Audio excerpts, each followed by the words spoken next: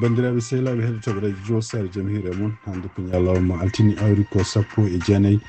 lewru me hitande ujunaji ɗe no gasi joyi hin garti présentant ɗon kabaruji moɗon ndemgal Pulaar jaafoɗon ɗeɗo balɗe tati radio josare wonno koye doy Sibabunde Sankare Elhaji Amadou Demba Sy ɗum noon hen wayni ko hande puɗɗiɗon programme uji moɗon titre uji men ɓuddu moɗon guddere ɗon ko toon to États-Unis ono kamɓe cour suprême o États-Unis no wayno oɗo sajuni ɓe continue yamirde hono kanko Donald Trump yo hutoro dole ɗeɓe jogui fottude yamirode wallunode Venezuela naɓe sornade ɗo États-Unis nde kabaruji men toon to États-Unis ono kanko ancien président Joe Biden tawa wonde cancer boy kabaruji men international jokkundira téléphone bongal hakkunde kanko Donald Trump hande kanko Vladimir Putin ƴeyani koɓe kaldi jaa toon to Sénégal kadi ono kanko Ousmane Sonko gonnoɗo e jillu muɗumen toon to Burkina Faso halluji ɗi haali toon halluji ɗi kadi nene dillini ɓerɗe leyɗele jeeyaɗe CEDEAO kabaruji men cekkitorɗen ko toon to Mauritanie goto kadi gonnoɗo secrétaire général parti biyete unioniste social o nanngama jamma dimanche toon to Nouakchott maygato joni joni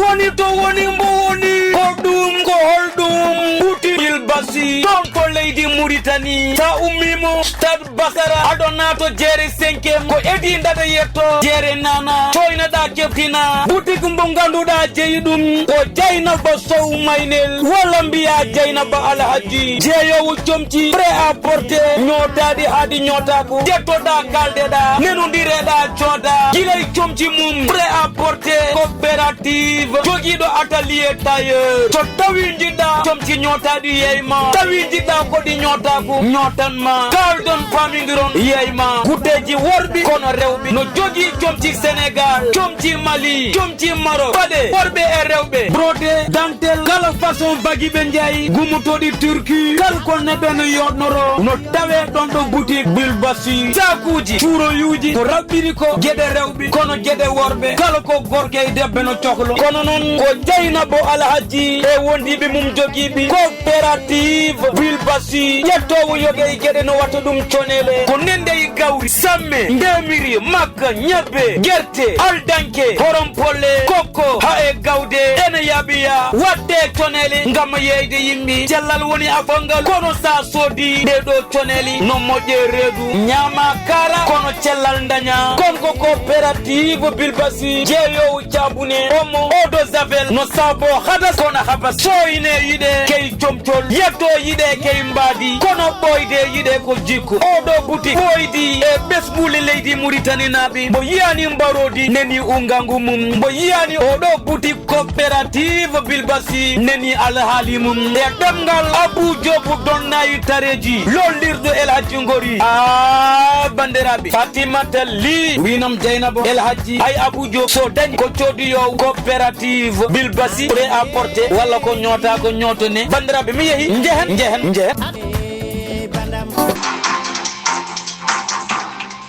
no mbiɗen gardini men ndi habaruji men États-Unis puɗɗorɗen ko toon to New Jersey tumnade ko yalti toon to CNN ko holli hono kanko représentante démocrate biyeteɗo la Monica McCleaver gouvernement mo fédéral mo Donald Trump ɗum noon kadi e yamirol ummide toon to ICE ono immigration service ɓe mbi wonde ko oɗo saha joni ene wayno ko alay saago ɓe portamo plante Sibabunde kanko waɗa makko mo jeeyano e sarɗiyankoɓe arnoɓe toon to New Jersey toon to weeru wiyeten ko Newark pour nadde walla forsude nadde e nokkuji immigration jogui toon taw ko nokkuji mbaɗi toon pour kaso ko wawi wonde fof ene wayno ko kamɓe immigration oɗo saha joni ɓe mbi wonde ko kala koɓe takkuno en hono kanko maire mo Newark ko ene wayno ko ɓe kayiti ɗum ɗon ko siftini ɗon toon ko kanko ko maire Newark biyeteɗo Ras Baraka kanko waɗa makko nanganoma oɗon saaha e ko noon ko ñande no o paama ko wawi wonde fof e nder conférence mo kanko yimɓe service immigration ɓe kaali ɓe mbi wonde ko ɓeɗo ene kanko maire e yimɓe ɓe wondunoɓe noɓe gardirto ni ne wayno ko toñɓe immigration saabu ɓe naati ko nokkuji ɗe oɗon saaha ɓe jogaki permission ɓe kalanani kadi ɓe ngara donc ɓe garno ko sabbodde walla liggueji ɗi ganduɗa kamɓe immigration ɓe mbaɗa toon to Newark hande toon to Washington en tumnade kabaruji gummiɗi toon to cour d'appel ñalawma he hono kamɓe cour d'appel en nani ɓe mbawi salade ɗaɓɓande nde kamɓe gouvernement Donald Trump wanno pour wiide wonde ko yoɓe guittu yamirore tribunal faye mabɓe pour wiide wonde ko yoɓe gartira neɗɗo goto jaaroy duuɓi nogas taw ko Venezuela najo nangganoɗo nawaɗo toon to El Salvador ɗum noon e kamɓe cour d'appel o ene ko yimɓe tato ene wayno ko ɗiɗo mabɓe calima mbi wonde ko mbawa ittude ndeɗon yamirore pour wiide wonde ko tribunal ne yamiri hono kamɓe laamu Donald Trump walla yoɓe gartira hono ko ɗo suka nawaɗo toon taw kañum worum nawa toon nde nawra toon nde ene wayno ko kañum worum ko ñawaka tawa yo yalto leydi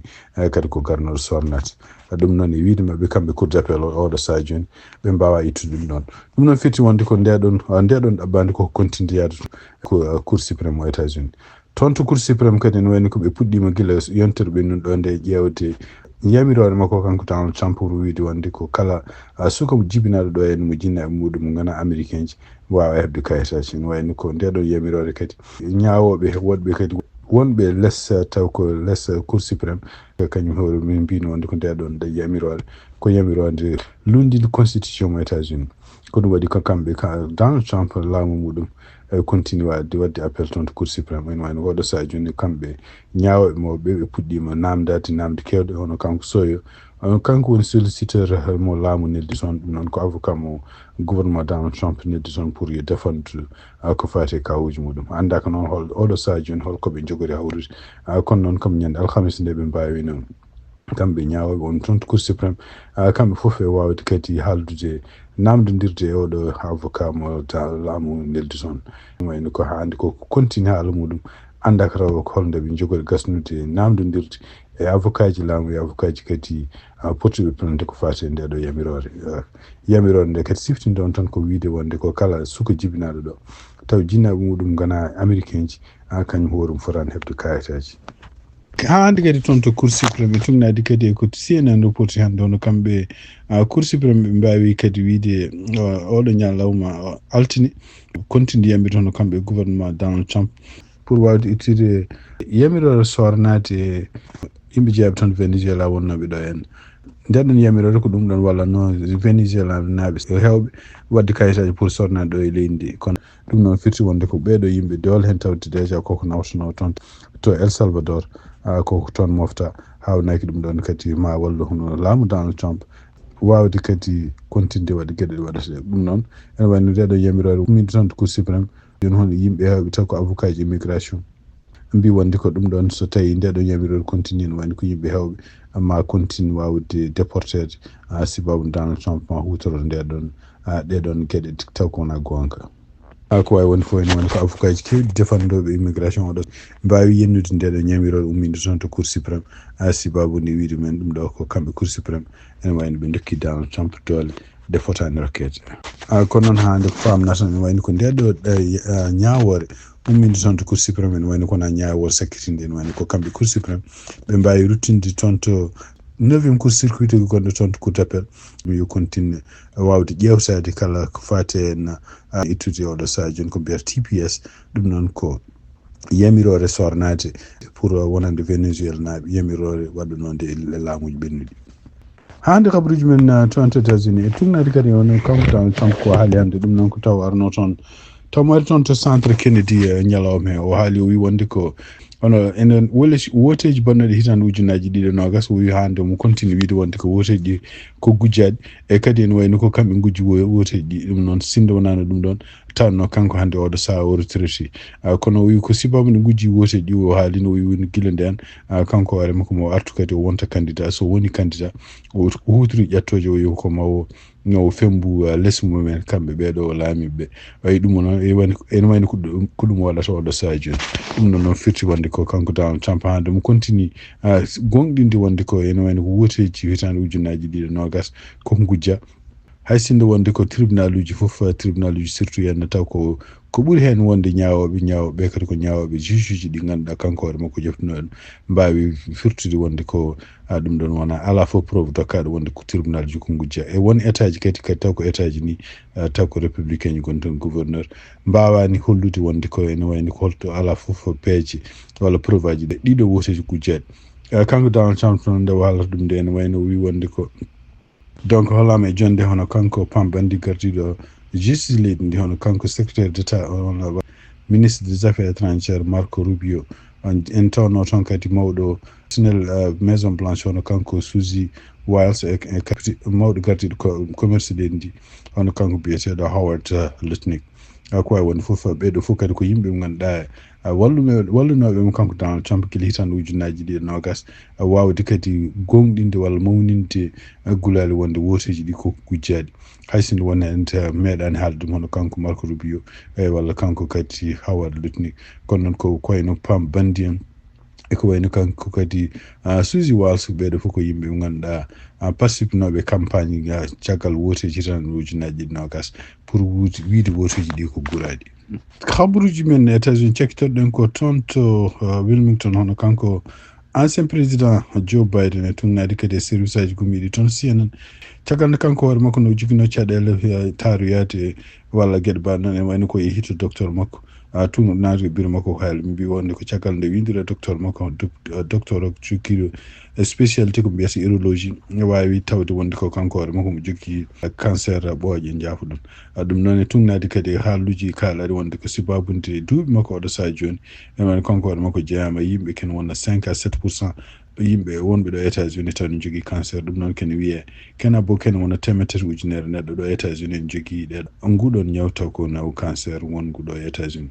ko wawi wonde fof ene wayno ko haalte oɗo saha joni ko andude holno ɗum ɗon holde ɗum ɗo fuɗɗe makko kanko président Joe Biden kabaruji e ɗemgal Pulaar e radio Jawol Sare habaruji men international guiɗoɗen ko d' abord ko toon to Ukraine e tunnadi kadi ko yalti hannde toon to Maison Blanche no kanko président Donald Trump wayno wawino jokkodirde hannde ono Vladimir Putin ɓe kaldi ken wona heure uji ɗiɗi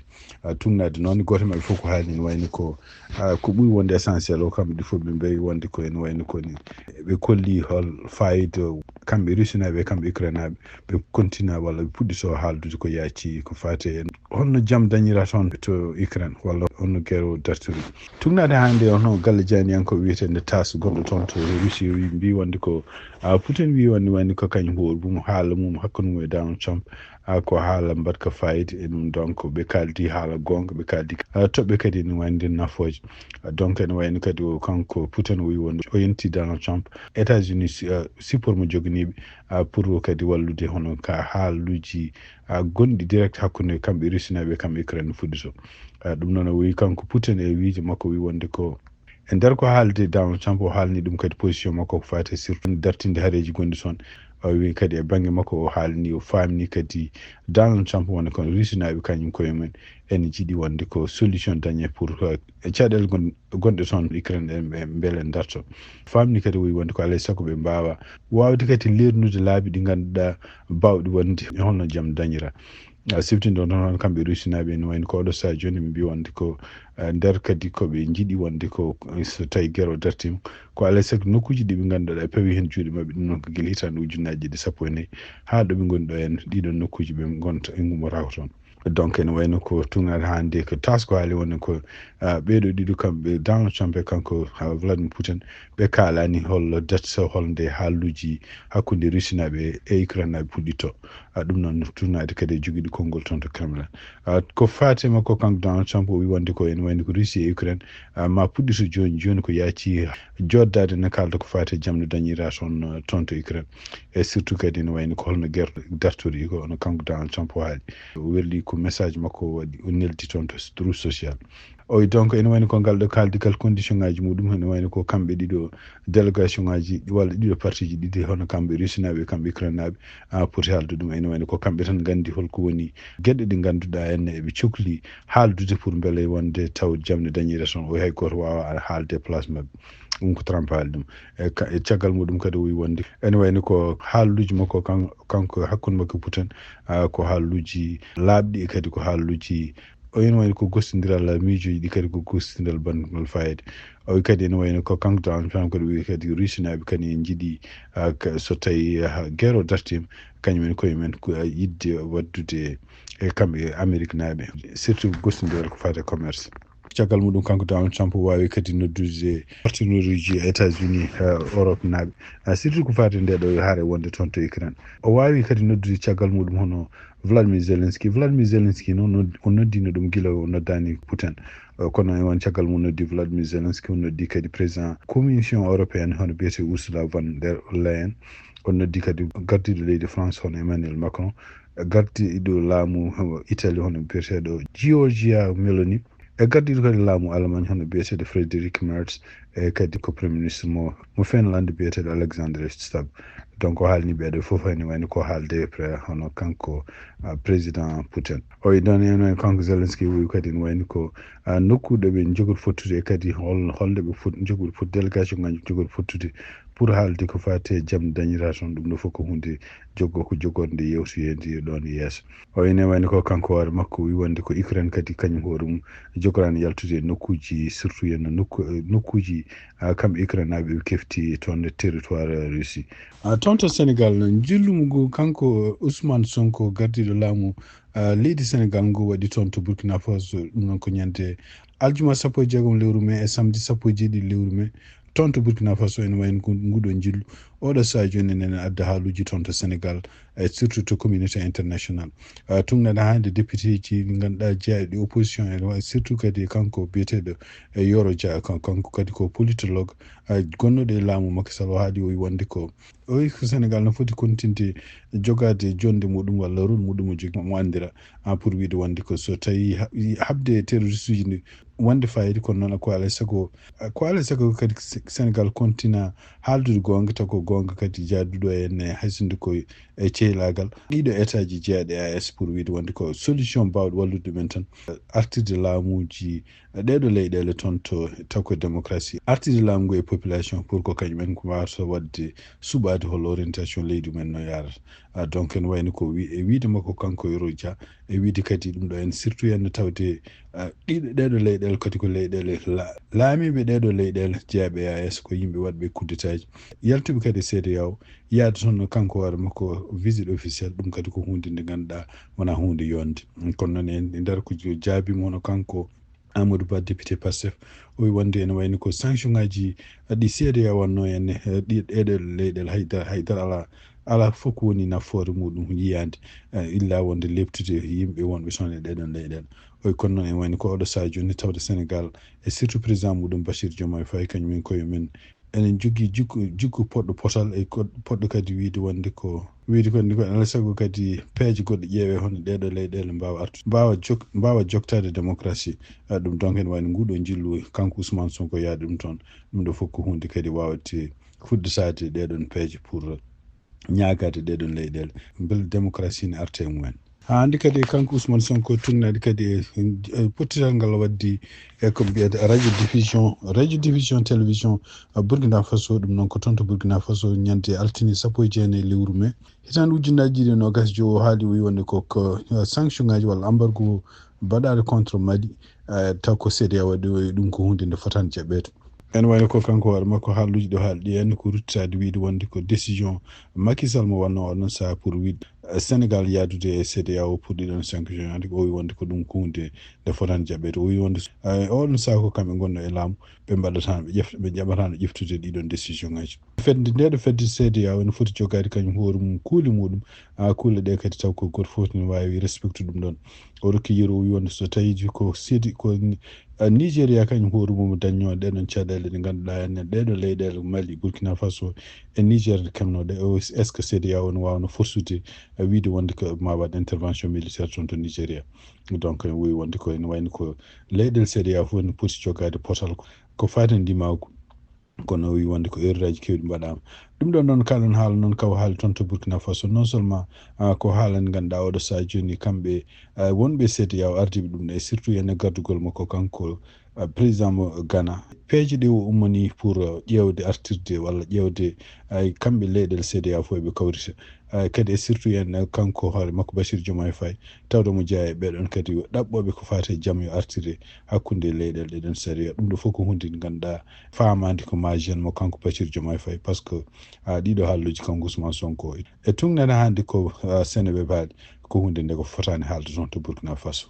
tonto Mauritania tungnadi journal biyeteɗo lo kalam hono kanko biyeteɗo Seydina Ali Mohamed Houna en wayno ko kanko waɗa makko ene wayno ko yimɓe ɓe ganduɗa jeenoɓe walla sipportinoɓe walla ɓaddinoɓe hono kanko ancien président Abdou Mohamed El Abdi ɗum noon balɗe joyi caggal nde ñawore makko yalti kanko Mohamed El Abdelaziz omo soke duuɓi sappo e joyyi en wayno ko kanko Seydina Ali o nanggama jamma to hakkude jamma dimanche e subaka altine ɗum noon ko suba tungnade hande lo kalam ko haali andaka taw no holkoni sababu nanngol makko kono noon e nder ko kalam haali won yimɓe ɗiɗi jogui wi wonde ko ɗum ɗo fof en wayno ko kanko hoore makko haali no wi wonde ko nokkuji gonɗi toon to banggue funnangue Mauritanie taw ko nokkuji ɗi ganduɗa ko territoire Mauritanie woni oɗo saha joni ko jiima anti militaire uji maɗi ko wawi wonde fof en wayno ko kanko Seydina Ali Mohamed ko kanko woni secrétaire général parti unioniste social démocratique toon to Mauritanie ɗum noon ay wayno ko police nanggui mum tuggi jamma dimanche ha subaka altine ha hande mona nangga habaruji men international hande tungnadi kadi ko radio france international habri hono kanko gouvernement makko kanko Donald Trump o meeɗani hollude korsa wonande leyɗele Afrique ɗum noon e wiide mabɓe wonde ko kanko manda makko gadano kanko Donald Trump o meeɗani kanko hoore makko miijade ni hay yillade toon to Afrique eyyi kono noon wayno ko ɗum firtani wonde ko kamɓe gouvernement américain ala peeje ɗe mbaɗata toon to leyɗele Afrique e ko yalti taw ko Washington Post haalno ɗum hono kanko laamu makko kanko Donald Trump ko fuɗɗi ko Washington Post haali wi wonde koye ɓen mbaɗa peeje fof taw koye koyngal makko kanko Marco Rubio ministre gardiɗo affaires étrangére mo États-Unis pour wallude wadde pression e leyɗele Afrique won pour sodde hono systéme mo kanko Elon Musk mo jogui biyeteɗo Starlink oɗon noon systéme ko systéme internet ɗum noon e wiide mabɓe yeeru dokkaɗo toon hono kanko ambassadrice mabɓe gonɗo toon to Gambie wi wonde ko so tawi par exemple Gambie naɓe mbawi jabde ƴeftude oɗon systéme firti wonde ko kamɓe États-Unis maɓe mbawa wallude Gambie kadi ɓeydude contrat ji ɗi jogui surtout balle ɓe jogui toon kene wona 25 millions de dollars ɗum no fof noon e tungnade neɗɗo goto kadi meɗɗo wonde ambassadeur mo États-Unis o haali o wi wonde ɗum ɗo ene wayno ko corruption e wiide makko o wi so tawi kamɓe gouvernement kamɓe Donald Trump ko kamɓe jahata ɓe mbaɗa wadde pression ngaji leyɗele Afrique taw kadi moɓe ballato en Elon Musk kañum hoore mum ene wayno ko naati e laamu Donald Trump ko kañum hoore mum waɗi ha balle kewɗe patno ɗe ɓamtade toon to Afrique kuppa so tawi ko kamɓe États-Unis kamɓe laamu États-Unis kadi ballata hono kanko Elon Musk ƴewde hebde ɗiɗon contrat ji ɗum no feti ko corruption ene wayno oɗo saha joni tuggi tan ha ɗum ɗon ko fuɗɗi ko ene famani won leyɗele hakke joyyi toon to Afrique jaaɓi ƴeftude ɗiɗo contrat ji taw ko contrat ji Starlink ne jeeya hen hono ko République démocratique du Congo ene won jeeya hen Tchad ɗum ɗo fof noon ko sibabude tugnade ha nde radio France international ko haali ko wawde kadi hadde hono contrat ji ɗi ganduɗa kamɓe systéme Chine ɓe jogui toon to Afrique pour yenna ko fate internet ko fama tan joni oɗo saha joni hono kamɓe Chine e kamɓe kadi Russie ko kamɓe ɓuuri jogade chance hawnaki gueɗe ɗe ɓe gaɗan ɓe jeeyata ko fate ɗiɗo systéme aji taw ko leyɗele Afrique mbawa hutorade ɗum